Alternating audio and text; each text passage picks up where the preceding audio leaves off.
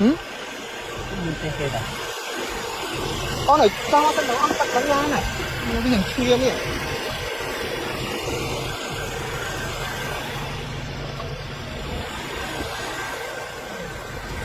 មក3នាក់ហ្នឹងដល់ទៅឡើងវាឈៀមចាឈៀមត្រូវបើកវ័នអីគេហើយតាមប្រាប់គេថាស្អែកមកទៅហើយប្រាប់គេថាមកបើកទៅនិយាយឥឡូវនេះវាខុសឡើងលុតដែរណាវាឈៀមហ្មងណាអូនេះម៉ោង2:10ធ្វើឥឡូវខូចឡានកណ្ដាលទីបើកអត់អូនមកគ្នា3នាក់ឥឡូវម៉ោង2:10ហ្មងណាវានេះហៅថាវាអស់វានិយាយទៅវាឆេះហ្មងបងប្អូន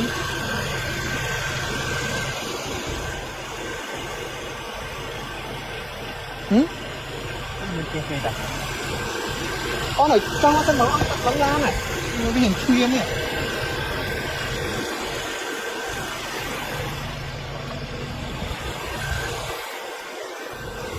មក3នាក់ហ្នឹងដល់ទៅវាឈៀមចាឈៀមត្រូវបើកវ័នឲ្យគេតាមប្រាប់គេថាស្អែកមកទៅហើយប្រាប់គេថាមកបើកទៅនិយាយឥឡូវនេះវាខុសឡើងវាឈៀមហ្មងណាហឡូមកថែវាបែកធំទឹកមកថែបែកធំទឹកអញ្ចឹងបើវាឈៀមវាឡើងកណ្ដាលគឺសំណាងអូនចេះឈប់តន់ហើយដេកលេងឆៃបដ ாய்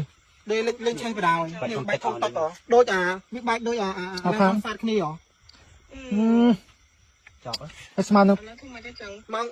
ម៉ោង 2:10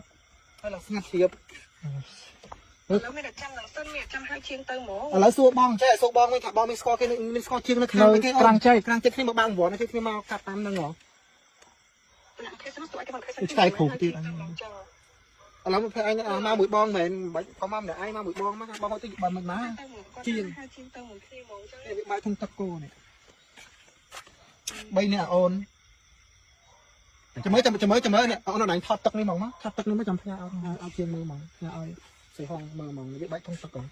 ហើយឡើងស្អាតជាងឆ្កែគ្រូទៀតមកបានអញ្ចឹងមកភ័យបានអរគុណ